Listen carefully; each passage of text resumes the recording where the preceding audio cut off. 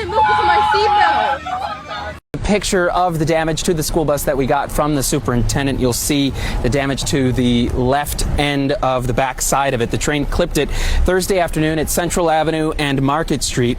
29 South Sumter Middle School students were on the bus. Thankfully, none reported serious injuries that day.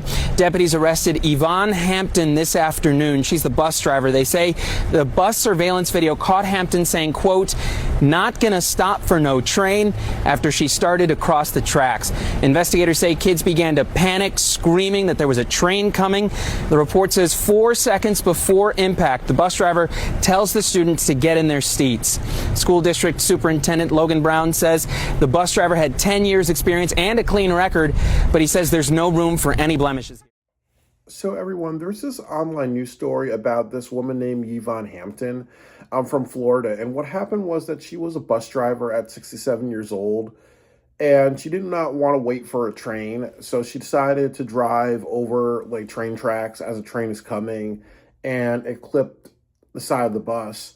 And there's a couple of things about it that there's actually really disturbing footage of kids inside the bus saying, you know what, you could have fucking killed me, or you know what the fuck, and everything like that. And there's some kids like crying, and there's some kids like really worked up about it because obviously, you know. You saw like them actually kind of make it while they're while they're inside the bus, yelling at her. You didn't see them actually go over the track and everything like that. But there is reasons why, you know, there's a reason why there's yellow lights. Yellow lights tell us to slow down. We don't race yellow lights. There's reasons why, you know, with train tracks, you know, there's a reason why when those lights go off and there's bells ringing and you see the actual bars go down, you stop really. But, you know, she completely ignored that. And I can also be understanding that maybe she had a bad day. I could be understanding if maybe she thought that she could wing it. I could be understanding that maybe, and some people get that when they're a little bit older, or they may have a mentality of, you know, I know how to take care of the situation really. Like even if it's dangerous, I know how to be in charge of it. And ultimately, you know, there's something in psychology called intrusive thoughts. And intrusive thoughts means, oh, well, I'm going to do something that I shouldn't, or I'm going to just take a risk or something that I shouldn't be taking. I'm going to take an uneducated risk. So that's why the situation happened. But we always have to be stronger in ourselves to say, no, we don't do that. We have to use really great big judgment. So what happened to her was that she was charged with 29 counts, child neglect for every child that life was, for every life that was on the bus. And then the other part of it was that she was fired. And I rightfully agree with both things. You know, I think that number one is that, you know, you never put anybody's life in danger. Number two is that this could have been a tragedy. And number three is that a lot of these kids are going to walk away with trauma and everything like that, really. And unfortunately, you know, I'm 38 years old. 38 and a half years old. I grew up in the 90s. So definitely this what happened in the 90s, you know, like the parents will tell the kids to toughen it up until an actual tragedy happens, really. But ultimately, you know, this is one of the reasons why, you know what, they say that when people get older, they should take driver's ed tests again. Sometimes, you know, there should be like judgment calls and judgment testing for people, so you catch people who do this. And then also, you know, sometimes you could have security cameras. So sometimes you see a driver that's always dealing with yelling kids and they're always yelling back, or you see a driver that's always stressed and overworked. You may say to yourself, okay, they're not making good judgments. And this is also one of the reasons why, you know, pensions and salaries and making it so people can retire early is important, because sometimes when people get older, they lack good judgment. They may be like, oh, what, I know how to handle the situation. Or she may be like, oh, well, you know what, it's nothing really. You know, I've done this 1,000 times.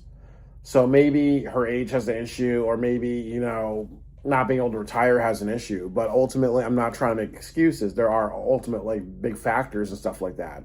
I understand the psychology of a brain when it gets older, when it's overworked, when it's dealing with a lot of stress, or when it has like a more maybe advanced mindset where it's like, okay, you know what, older people might be a little bit more impatient, older people might be a little delusional, older people might be a little bit more rash and things like that. And I've also like taken a lot of Ubers in my life. I know like last week I was in a bad neighborhood And I wanted to punch my Uber driver in the face because, there was a fight that was happening and people were talking about like pulling out weapons. My Uber driver was like saying, Byron, put on your seatbelt. Byron, put on your seatbelt. Like, dude, if there's a burning building or there's a gas station on fire, like you've seen some movies, you're not going to wait for somebody to say, oh, put on your seatbelt, put on your seatbelt. I want to punch the guy in the face, really. And then later on in that ride, this jackass, what happened was that somebody was riding a bicycle and he cut in front of the car and my Uber driver almost hit him. And then he was cursing at this guy on the bicycle, and it was a bad neighborhood too. So my Uber driver, he just turned off the car, he went around and put all of his stuff back on like the front seat, really, on the passenger seat and the front seat. That fell off, really.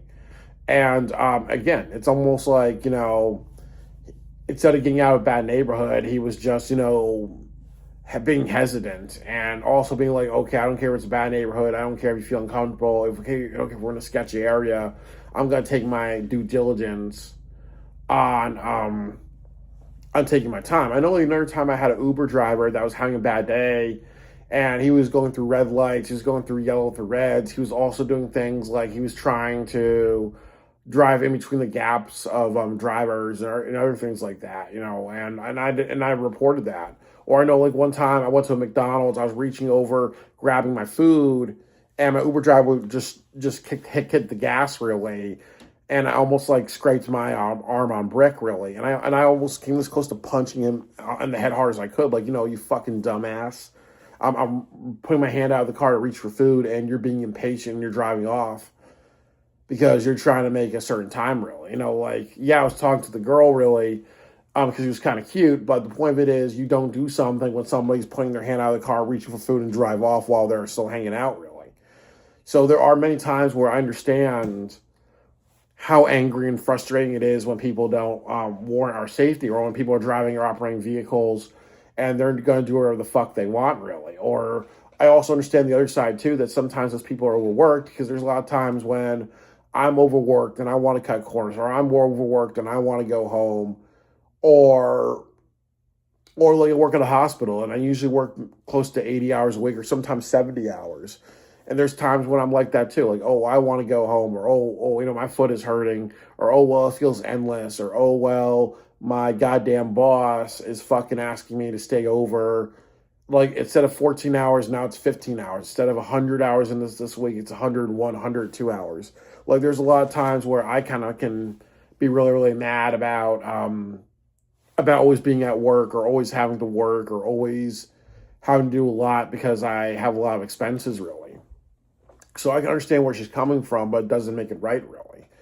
Ultimately, too, it's unfortunate that she wasn't responsible for the safety of these kids. And ultimately, this could have been a tragedy, really. Ultimately, she used very poor judgment. She needs to be held accountable for it. And that's it, really, So, as I said, that sometimes in life we may be having a bad day. Sometimes in life we may be impatient. Sometimes in life we may feel like, oh, well, you know what, the day's too long. I always have to work every single day until I die. Oh, well, I'm doing stressful jobs like being a bus driver, managing kids, and other things like that. It's so easy to say, you know what, fuck it, I want to cut a corner, and then, in her situation, 29 felonies, and she's 67 years old. You know what's going to happen to her the rest of her life, unless they play the mental illness, she has dementia card. So it's unfortunate that this happened. It wasn't right, and she needs to be held accountable to the full extent of the law.